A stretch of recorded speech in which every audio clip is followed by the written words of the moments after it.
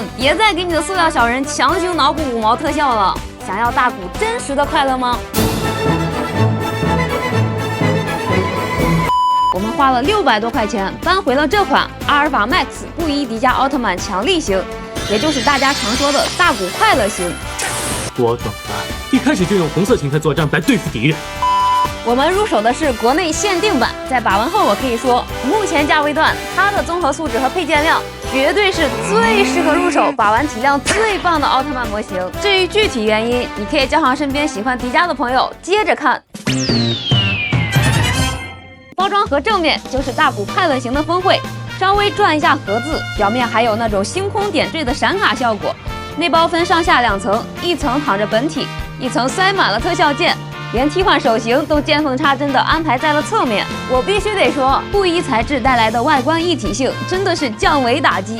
全身上下没有任何辣眼睛的外露关节，这颗正到离谱的头雕帅。但是作为强力型，这大腿和肩膀是不是有点不够壮？而且你凑近看，这衣服的针脚缝合处多少带点江南皮革厂的野生感。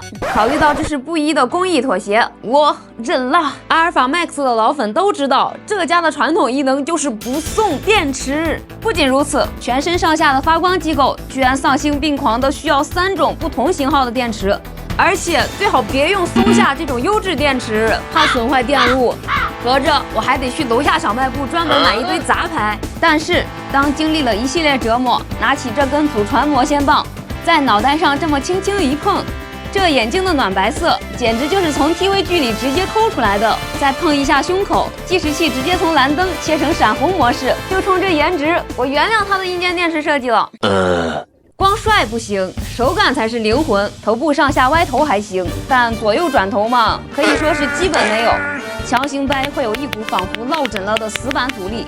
But 重点来了，身体的齿轮关节手感极其解压，大臂平转，听听这咔咔作响的声音，这才是胶牢减速带。而且穿着紧身衣，胸腰的可动居然还能这么大。不过下半身因为布衣限制，抬腿超不过90度，想摆高难度飞踢不存在的。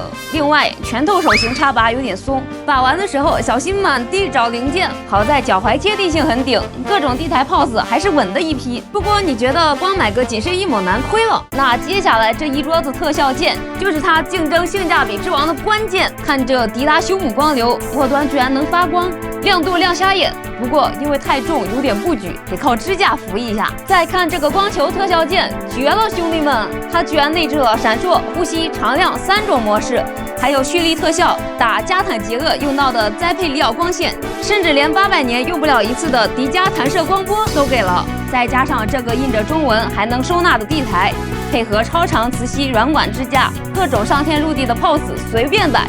这配件量打地良心。老规矩，做个总结，这款阿尔法 Max 布衣迪迦强力型虽然满电池纯属服刑，手型偶尔离家出走，时间长了衣服还会起褶子。